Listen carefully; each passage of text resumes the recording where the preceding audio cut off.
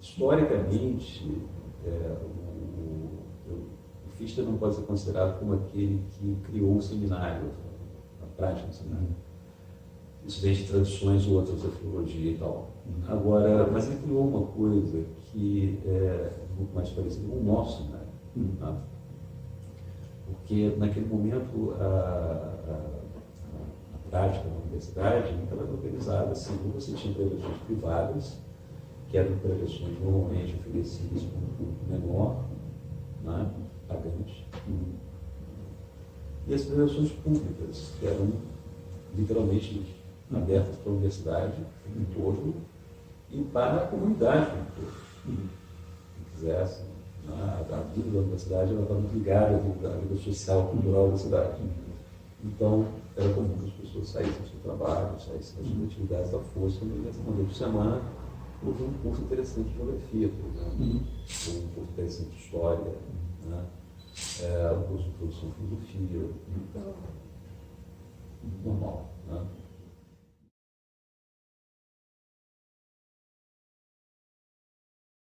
Então, boa tarde, Ricardo Barbosa.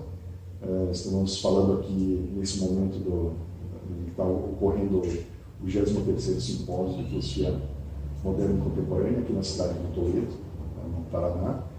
E o professor Ricardo foi meu convidado para ministrar um curso que ocorreu em 2 etapas.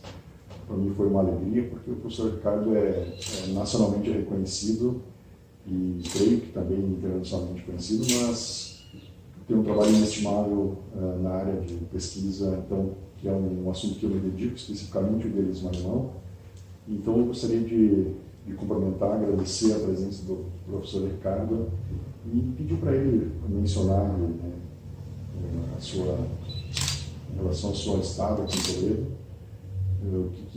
as impressões que ele colheu do nosso evento, né, que está agora chegando nesse período já de tarefas concluídas, do que ele veio fazer aqui, que abordagem filosófica, que perspectiva de tratamento da filosofia ele trouxe para a gente aqui, para compartilhar conosco.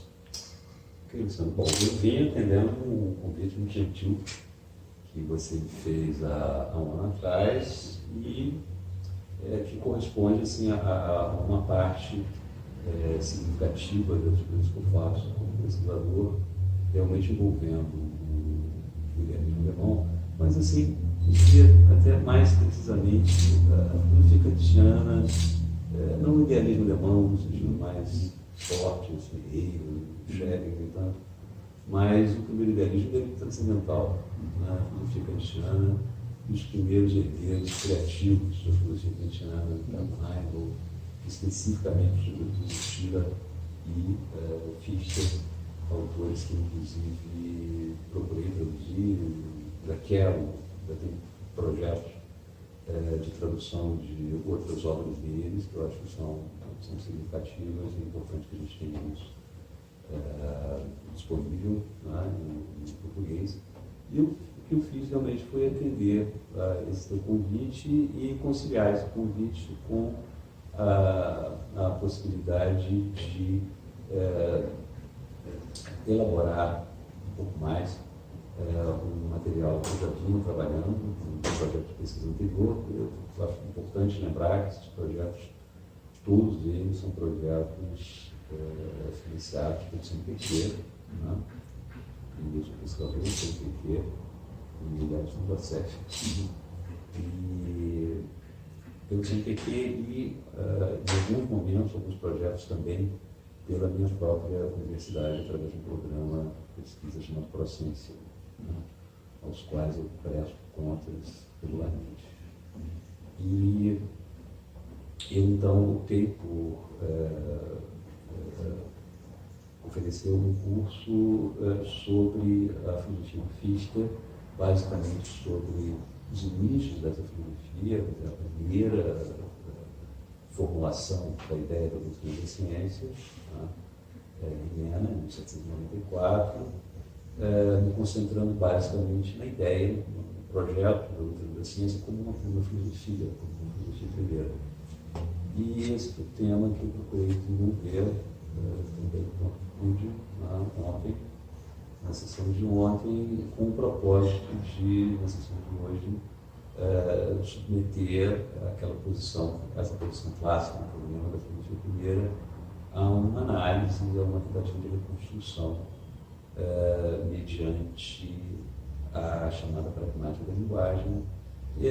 Quando digo a pragmática da linguagem, quer dizer, eu penso linguística, eu penso especialmente nas contribuições que o Abel e o Habermas deram nesse sentido, mas considerando praticamente no mesmo nível de importância assim, os trabalhos do Tugendhat, sobre o eu, a autoconsciência, dizer eu, justamente porque, como a filosofia que Fichte desenvolveu é uma filosofia centrada nessa figura um tanto artificial que nós chamamos de o eu, Ich Heim, a minha proposta consiste justamente em reformular essa problemática originária, justamente transitando dessa figura artificial em direção à figura de todos nós conhecida, daquele que diz eu, diz o Tugendhat. E de tal maneira que a ideia da filosofia primeira pudesse ser pensada, então, como a ideia de filosofia da primeira pessoa. E foi essa ideia que eu, então, procurei apresentar hoje, também isso é, assim, uma referência assim, do trabalho. E ele sempre combina, de certa maneira, autores e problemas da filosofia clássica alemã, no final do século XVIII, com uma perspectiva filosófica atual, derivada evolutiva da segunda geração da escola de Frankfurt. Não tanto Marcuse, mas da segunda geração mesmo, por exemplo, Habermas, Vellman, os caras que são caras que eu acho que fizeram um trabalho excelente, ao lado, evidentemente, do Arthur, do Tugendhat. E essa mesma relação de autores clássicos com autores modernos, tendo em vista problemas assim, bem determinados, ela também se verifica no outro lado, que é um lado muito mais forte do interesse, que são interesses pela arte, pela arte, especialmente pela música. E que é a rigor é um tema do projeto atual, desenvolvido pelo CPQ, que é justamente um projeto sobre música e linguagem, um projeto muito inspirado em reflexões do Adorno sobre essa semelhança de música e linguagem. E para isso, alguns autores da tradição também são muito interessantes. O Kant, por exemplo, é muito interessante nesse sentido. E, enfim, é isso que eu tenho procurado fazer, procurando associar a esses trabalhos também um trabalho de tradução de textos. Eu queria lhe perguntar. Eu acho importante, assim, eu não faço isso assim, não acho que eu tenho nenhuma vocação especial para isso, nenhuma paixão também absoluta por isso. Eu acho que isso é uma coisa que eu devo fazer, simplesmente. E em função do estado em que eu encontrei as coisas, e eu gostaria de poder deixá-las um pouco melhor nesse sentido. Os alunos estão chegando, vocês estão chegando. Eu acho que isso é eu entendo como se fosse uma obrigação nossa. Eu acho que se você trabalha com determinados temas, e esses temas envolvem autores clássicos, e você tem de usar as melhores edições, você tem que olhar para esse estante que está faltando, isso não tem em português, eu poderia fazer uma edição, poderia fazer isso. Isso é uma coisa importante, isso facilita o nosso trabalho de sala, como professor. Então, eu acho que isso é uma espécie de serviço, assim, eu faço isso, colocando a coisa principalmente nesses termos, nem tanto assim, o que eu quero fazer, no sentido mais íntimo, pessoal, mas o que há para ser feito. Tem que ser feito agora, tem que ter uma série de coisas para fazer. E uma delas é essa. Faltou muita coisa, precisa traduzir o cliente etapa. Sim. Formar leitores. Com certeza. Porque se você acha que os caras vão ler o seu trabalho, genial, etc. e tal, pode até ler, entendeu? Mas é preciso que você forme os leitores têm que ser formados nos fontes, nos livros clássicos, entender os textos primeiro, para que possam entrar nessas discussões. Então, nem um pouco. Gerar diálogo. O que eu vou dizer, assim, basicamente é o seguinte: a questão no final das contas, como é que eu acho, como penso, essa coisa da vocação filosófica, você é, no sentido próprio, você ser chamado a alguma coisa, não tocar. E nessas horas eu sempre lembro muito de Mário de Andrade, porque o Mário de Andrade ele teve grandes projetos literários, grandes sonhos, assim, de escritor, etc.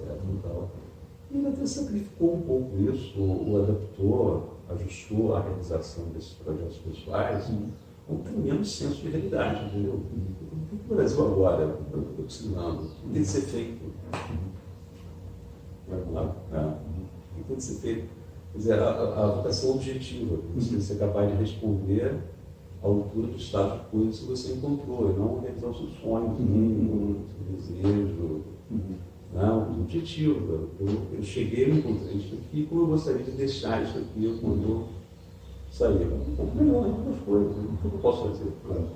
O tijolinho que eu posso fazer. Exatamente, é uma coisa mais objetiva. E nesse sentido, eu acho até mais. Isso te libera, inclusive, de muitas inquietações interiores, assim, eventualmente todas, assim, crise, idiota, faço, não sei o que, o que está fazendo. Muita coisa, pela escolha, escolha, que não falta, é o que fazer. E é perfeitamente possível você compatibilizar a necessidade objetiva com a opção subjetiva, o que você deseja, o que você gostaria de fazer. Essas coisas todas se encaixam se você persistir, tiver prática, tiver um certo senso. Você consegue compatibilizar essas coisas. Então é por isso que eu acho que eu gosto também de procuro fazer isso, de compatibilizar o trabalho pessoal com um trabalho mais objetivo mesmo, de formar leitores, de procurar oferecer para os estudantes a melhor edição possível que eu puder fazer de um texto clássico com base nas melhores edições existentes, também nas melhores traduções que já foram feitas. De tal maneira incorporar tudo que puder disso nesse resultado desse trabalho. A gente sabe que os seus trabalhos de tradução são de inestimável valor justamente pela aproximação dessa obra que permaneceria desconhecida e inédita, principalmente das obras do Schiller, que dá uns 80% das obras em português do Schiller são de sua tradução. Recentemente você já tem 3 traduções. Mas vamos falar assim, porque agora que está surgindo. Eu acho muito importante, eu acho que tem pessoas que têm respeito imenso por elas. Obviamente, o professor de estudos Sim, claro. Não cresceu para ser igual a ele. Sim. E o Márcio, o que vem com o trabalho, o Márcio está muito bom. Sim. Mas parece que você também tem um elemento pioneiro em relação ao Suzuki, como se você seguisse um pouco o Torres Filho, né? Depois do Torres Filho, você assumiu a tradução desses clássicos. As pessoas vão, as gerações vão vindo, né? Então. Não tenha sido escolhido deliberadamente, mas aconteceu. Aconteceu. Daqui a pouco tem outras pessoas, com outras coisas, vão botar defeitos no trabalho, entendeu? E olha, você pôs essa nota aqui. Como a gente hoje, a gente tem uma pessoa que tinha um caso, não sei o que eu fiz, eu inventou isso e tal, a gente vai corrigindo, vai melhorando. E trabalha isso, trabalha isso. E parece que as novas gerações estão mais abertas para lidar com esses filósofos que têm essa exigência um pouquinho maior, até para desfazer mal-entendidos e tal. No caso do Fichte, você poderia falar um pouco sobre essa nova tradução que está no prelo? Essa tradução espero que ela seja publicada quanto mais por uma determinada editora, que possa dizer que quero nos decidir a realizar algum esse trabalho.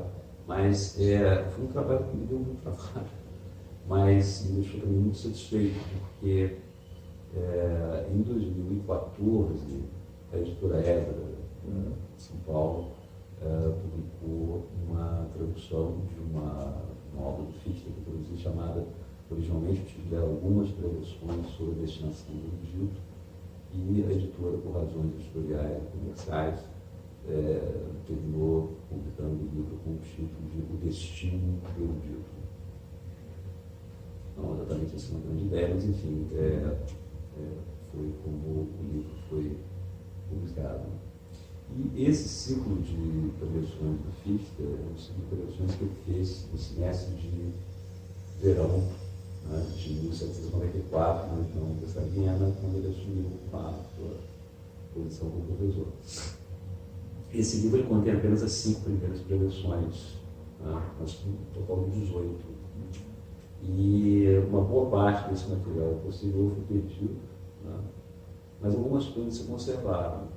Então, há um conjunto de 3 preleções muito interessantes sobre a relação entre espírito e letra na filosofia. A preleção de encerramento do semestre também se conservou. E há um artigo que foi publicado em janeiro de 1795, primeiro livro de uma revista editada pelo Schiller, da qual o Fichte e o outro faziam parte, como o Conselho Editorial da Revista, né? Um artigo sobre interesse pela verdade, pela verdade. Esse artigo ele foi preparado a partir do texto de 2 preleções, de modo que ele pode ser considerado como um resultado um pouco mais elaborado de 2 manuscritos que foram usados no concurso. Então, algumas coisas se perderam irremediavelmente, mas nós temos pelo menos um artigo baseado em 2 preleções. Temos um conjunto de 3 preleções com 2 rascunhos e a preleção de encerramento. Um material bem interessante. Esse material foi todo introduzido com todo o aparato crítico necessário. Né? E como essas preleções foram alvo de muitas críticas e resistências, e tudo isso por conta dos suspeitos de que o Fichte seria um jacobino perverso, um democrata, né? Enfim, uma extrema esquerda da Revolução Francesa. Né? Ele teve sérios problemas com essas preleções, mas ele teve muito sucesso, de modo que no semestre seguinte ele decidiu continuar com elas. Mas, segundo ele, conta, né, ele encontrou um quadro de horários da universidade já tudo fechado. E como ele não queria oferecer no seu curso um horário que tivesse acontecendo coisas importantes para os alunos, estabelecendo uma concorrência que não tivesse sentido, ele teve a ideia fatídica, né, de agendar as preleções para o domingo. Né?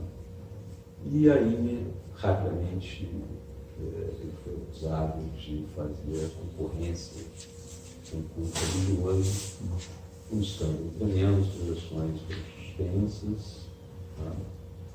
Por conta de um apelo feito pelo consistório de Viena, pelo consistório de Weimar, enfim, confusão imensa. O fato é que esse escândalo gerado por essas preleções, ele foi responsável pelo surgimento de outras coisas, de outros textos.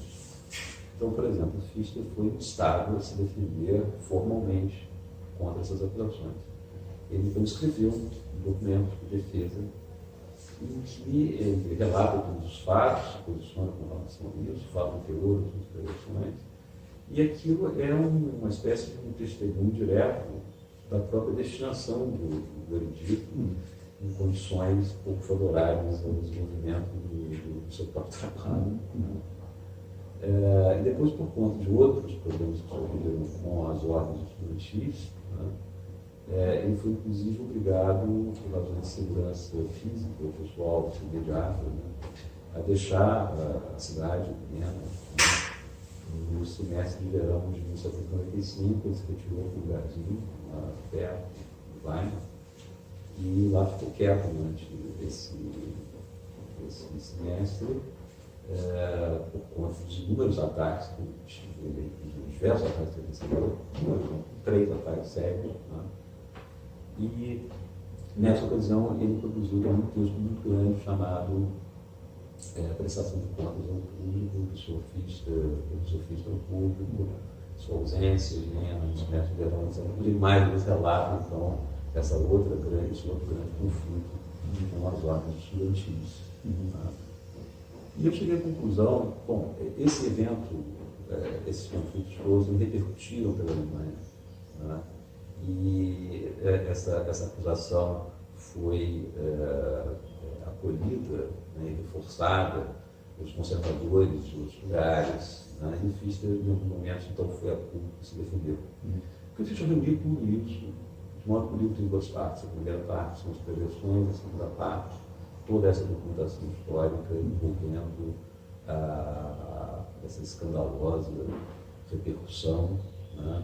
E o quanto uma leitura desse material também nos permite compreender muito melhor, né, aspectos assim, importantes da filosofia do Fichte, da personalidade do Fichte, né, do que era a universidade naquele momento, do que era o estudantil, do que se entendia por liberdade acadêmica, das expectativas que recaíam assim, sobre a prática da filosofia nesse ambiente kantiano, a crença de que ela se tornara uma ciência, e os direitos que ela, então, de algum modo, se sentia autorizadamente, dentro e fora da universidade. Enfim, é um material muito rico, muito interessante. Ontem você mencionou a instituição do conservatório. Conversatório, desculpa. Poderia falar um pouco? Isso é uma coisa interessante. Historicamente, o Fichte não pode ser considerado como aquele que criou um seminário, na prática do seminário. Isso vem de tradições outras da filologia e tal. Agora, mas ele criou uma coisa que é muito mais parecida com o nosso seminário. Tá? Porque naquele momento a prática na universidade estava organizada assim, você tinha preleções privadas, que eram preleções normalmente oferecidas para um público menor, né, pagante, e as preleções públicas, que eram literalmente abertas para a universidade como um todo e para a comunidade como um todo.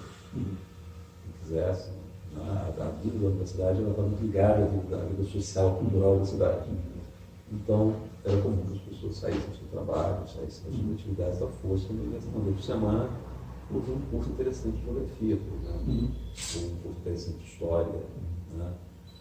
Um curso de produção de filosofia, normal. Né? E ele herdou uma audiência muito grande, que era os alunos do Maimon, segundo curso do Maimon, e corresponderam perfeitamente àquele apelo, mas ele deu um passo além, um passo genial nesse sentido, porque seja na preleção pública, seja na preleção privada, a coisa era totalmente assimétrica. O professor no público, né? Chega, fala, lê, acabou. Tá? Não tem perguntas, não tem discussão, não tem nada disso.